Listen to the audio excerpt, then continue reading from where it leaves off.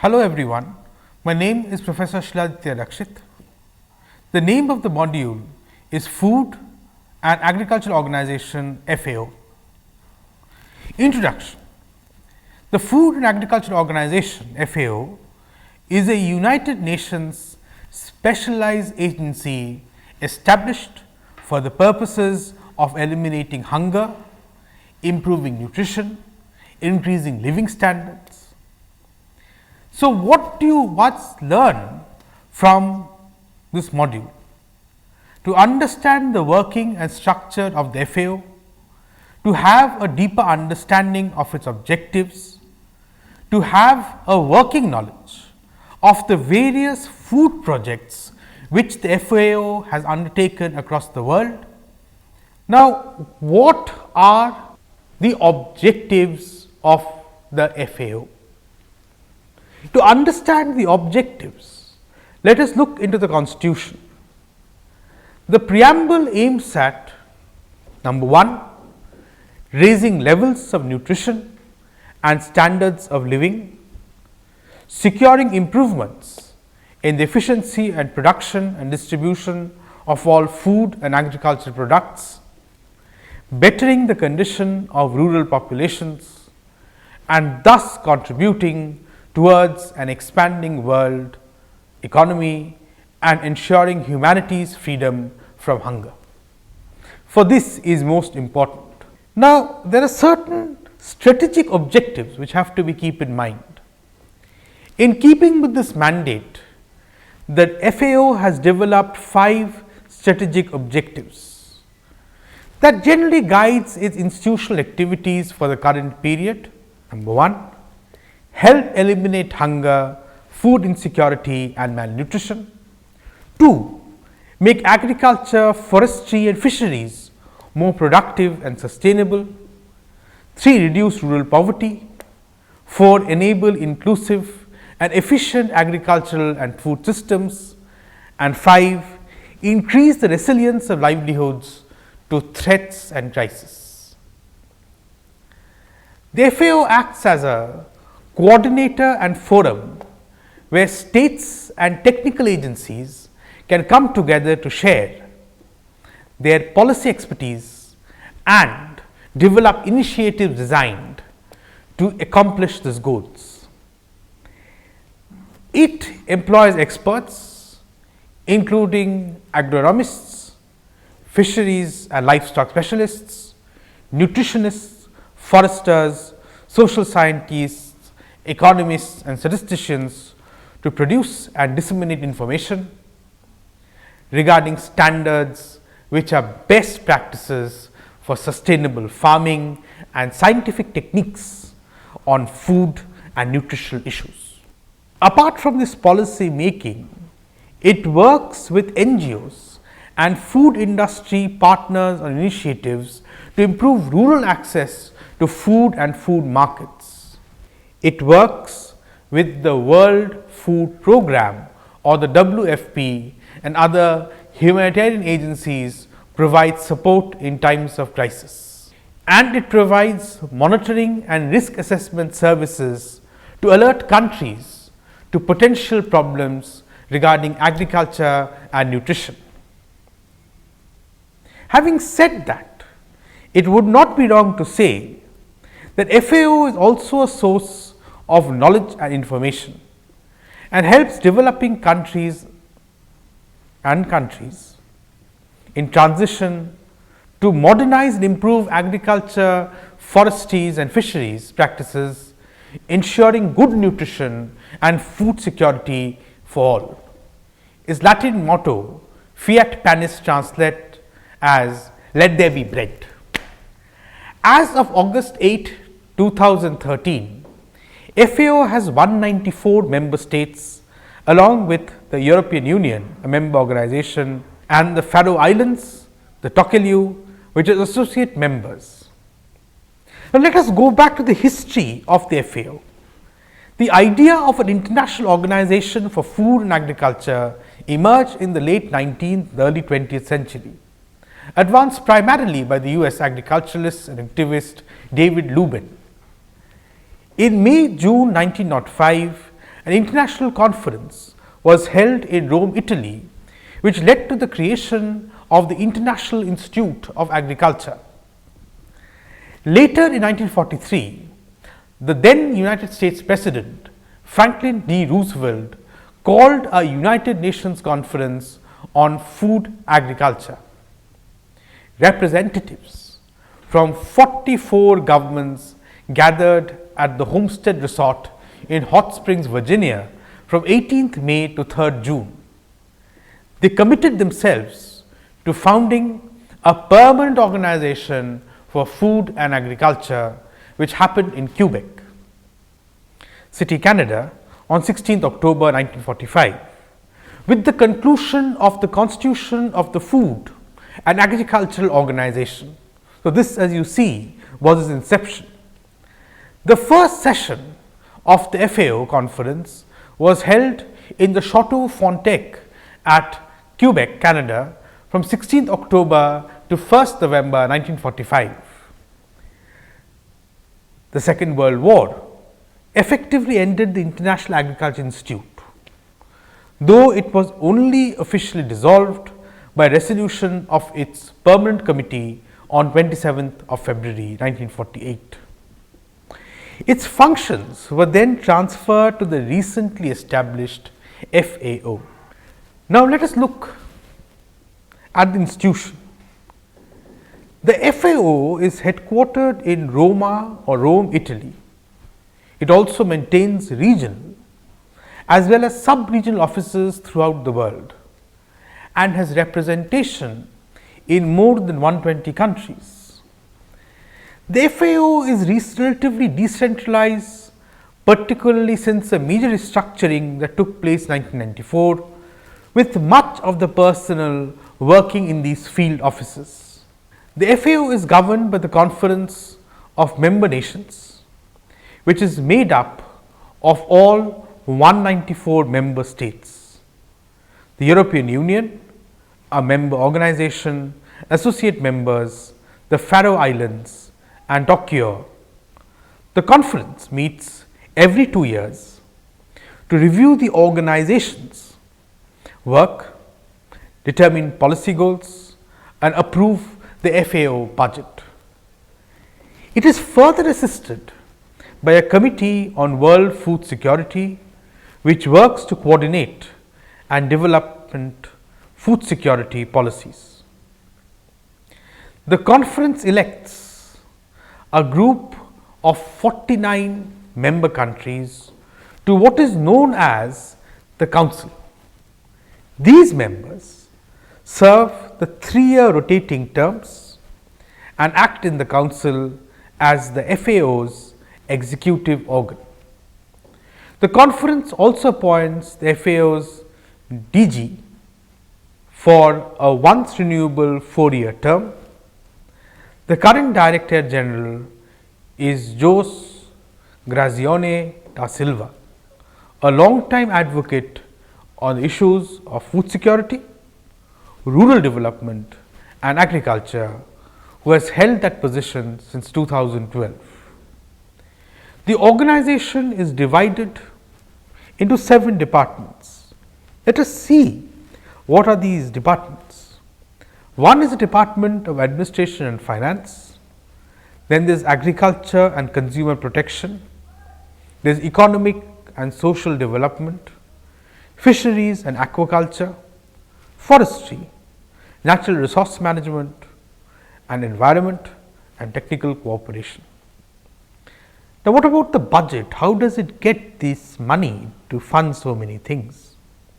The FAO's budget is funded by regular contributions from the member states, as well as additional voluntary contributions from member states and other partners, which also brings to the question that whether it plays a role as a forum for human rights. It is to be remembered, the right to adequate food and freedom from hunger is one of the most basic human rights and is contained in a number of international and regional human rights treaties.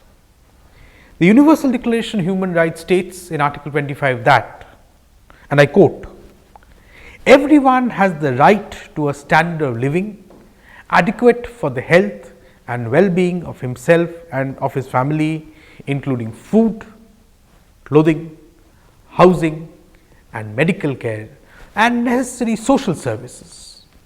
The right to security in the event of unemployment, sickness, disability, widowhood, old age or other lack of livelihood in circumstances which is far and beyond his control. Article 11 of the International Covenant on Economic, Social and Cultural Rights, the ICESCR, more expansively attests that the state parties to the present covenant recognize the right of everyone to an adequate standard of living for himself and his family, including adequate food, clothing and housing, and or to the continuous improvement of living conditions. The state parties will take appropriate steps to ensure the realization to this effect of this right, recognizing the essential importance of international cooperation based on the doctrine of free consent. The state parties to the present covenant recognizing the fundamental right of everyone to be free from hunger shall take individually and through international cooperation the measures which include specific programs which are needed to improve methods of production, conservation and distribution of food and food grains by making full use of technical and scientific knowledge, by disseminating knowledge of the principles of nutrition and by developing or reforming agrarian systems in such a way as to achieve the most efficient development and utilization of natural resources. Taking into account the problems of both food importing and food exporting, countries to ensure an equitable distribution of world food supplies in relation to need. Additional protections are included in many international and regional instruments, including, for example, the Convention on the Elimination of all forms of discrimination against women, that is CEDAW, the Convention on the Rights of the Child, CRC, the additional protocol to the American Convention on Human Rights. In the area of economic, social and cultural rights, the Protocol of San Salvador, the African Charter on the Rights and the Welfare of the Child, and the Protocol to the African Charter on Human Rights on Humans and People. Then there are rights on the rights of women in Africa, to name a few. Approaching food security through the lens of the right to food is important because it frames the need for accessible, available and adequate food as a legal entitlement rather than as an aid or charity. It emphasizes the obligation of states rather than the goodwill of countries or private donors to ensure that individuals as well as communities can either produce or access on the market sufficient food of sufficient quality to meet their needs. Furthermore, the right to food envisions food security as inseparable from other human rights principles, such as non-discrimination, equality and accountability, and thus a more holistic view of viewing priorities and programs. As Special Rapporteur on the right to food, Olivier de Schutter explains, the right to adequate food is not a slogan. It imposes obligations on states and non-state actors alike which are grounded in international law, putting it at the center of our response to the global food crisis, which leads us to the fundamentally rethink the nature of the challenge we are facing and what it requires to make progress towards addressing it. Because of its status as a United Nations specialized agency and its focus on eliminating hunger, improving nutrition and reducing poverty, the FAO is a natural forum for human rights work. With respect to the right to food, all UN entities must abide by the UN Charter, which establishes human rights as a major institutional goal. We, the peoples of the United Nations, are determined to reaffirm faith in fundamental human rights, in the dignity and the worth of human person, in equal rights of men and women and of nations, large and small. In this context, the FAO's work as a knowledge base for food and agriculture, its crisis and emergency support efforts, its work to combat malnutrition, its programs promoting food security and safety, and other activities contribute directly to the fulfillment of every person's right to adequate food. The FAO is committed to framing its work via a human rights based approach with a particular focus on equity. It has worked to mainstream human rights into its policy, documents and programs. It has made significant efforts to focus on the rural poor, and it has been identified on the basis of gender and governance as two cross-cutting themes that are to be integrated into all area of its work. This human rights framework has allowed the FAO to develop a sophisticated approach to food and agricultural security that goes beyond simply assessing the quantity of food produced, asking in addition who produces it, how it is produced, and what nutrition quality it holds. The FAO, apart from these, has also contributed to the development of the right to food as an international legal and political concept. More generally, in 1996, the FAO sponsored the World Food Summit, an international convention on food and agriculture. The World Food Summit Plan of Action, which issued from that conference, established as its objective 7.4 to clarify the content of the right to adequate food and the fundamental right of everyone to be free from hunger, as stated in the International Covenant on Economic, Social and Cultural Rights and other relevant international and regional instruments, and to give particular attention to implementation and full and progressive realization of these rights as a means of achieving food security for all. The plan of action further invited the UN High Commissioner for Human Rights and other human rights institutions to better define the rights relating to food in Article 11 of the ICESCR and to propose ways to implement and realize these rights. It was as a result of the invitation that the Committee on Economic, Social and Cultural Rights adopted by the General Comment, that is 12 in 1999, elaborating its authoritative view on the progressive realization of this right.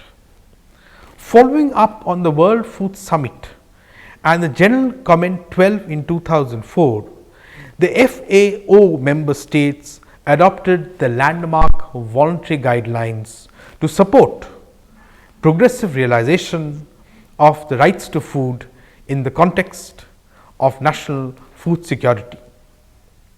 These voluntary guidelines provide guidance and practical information regarding implementation of the right to food in the context of national food security. The voluntary guidelines are, moreover, the first document on how to operationalize an economic, social and cultural right that has been adopted by member states outside the human rights system. The voluntary guidelines take a human rights based approach focusing inter alia on democracy and the rule of law, strengthening national human rights systems, education, nutrition, food aid, social safety nets and international assistance. Though they are voluntary and thus do not have binding weight as international law, they are helpful as an articulation of concrete steps that countries can take to implement the right to food. In 2006, the FAO created a right to food unit to support members in implementing the right to food guidelines. The right to food unit provides information, developed toolkits and best practices guidelines, assists in manufacturing and mainstreaming the right to food in the FAO's work, provide technical expertise, policy advice and assists with capacity development. Through this and other mechanisms, the FAO continues to provide extensive support to national governments seeking to implement the guidelines, as well as undertaking specific right to food projects at the country level. Now, what are the current food projects? The coherent food security responses includes the incorporating right to food into global and regional food insecurity initiatives, projects which aims improving a global governance as well as regional food security governance, the development of a hunger free initiative for West Africa in association with ECOWAS, the improved global governance for hunger program which seeks to improve the way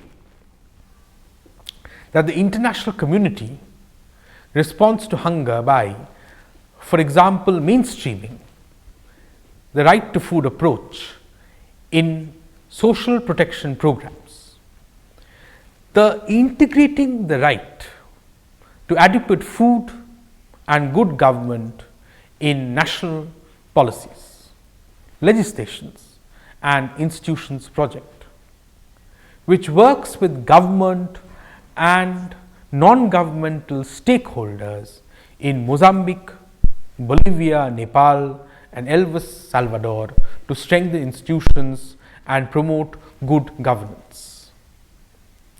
The mainstreaming the right to food and nutrition into the smallholder commercialization program which supports the government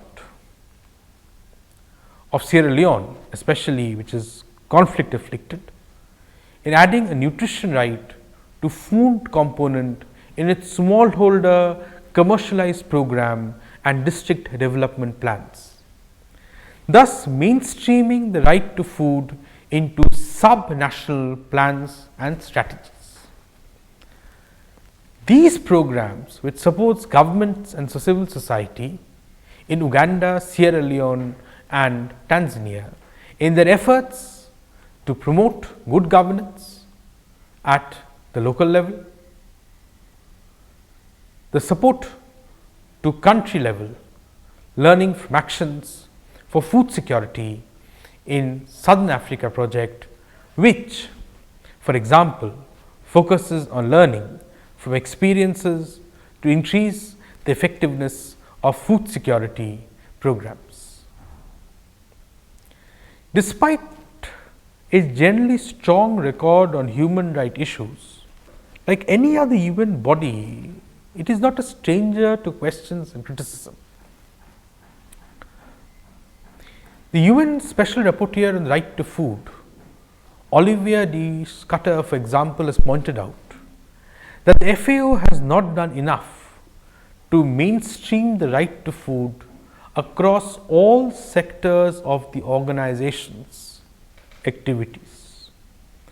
As a part of the review of the FAO's human rights policy conducted in 2013, de Schutter argued that despite its good work thus far, the FAO continued to face challenges in overcoming the silo effect, whereby the right to food is primarily promoted through discrete projects carried out by only one part of the organization. To this end, the Special Rapporteur recommended focusing on high impact activities in support of the right to food. With that, mainstreaming the right to food by making it the operative criteria in project clearance and monitoring processes, systematically integrating right to food procedural requirements into FAO regional and country activities. Also, ensuring the alignment to FAO norms and standards with the right to food. Expanding right to food support to national as well as regional governments. Ensuring that country guidance is compatible with the right to food framework, providing practical guidance on the right to food in partnership with civil society, and recognizing NGOs and other civil society organizations as partners. Now, this is again a very important aspect. Other commentators have also expressed desire for more and a bit firm action on the right to food.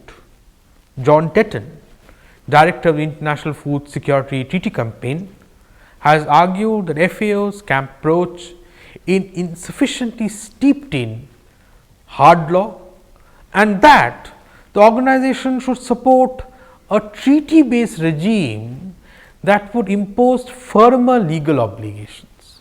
So, he insists on a treaty based regime, basically to alleviate hunger and urban as well as rural poverty and to give human right. So, in order to summarize the entire proceeding, the FAO as an organization, despite its setbacks, has been able to overcome some problems prevalent to hunger, food insecurity, malnutrition, and ensuring that the basic rights and dignity of the individual are not marginalized. Secondly, it is approaching a treaty based programs among nations.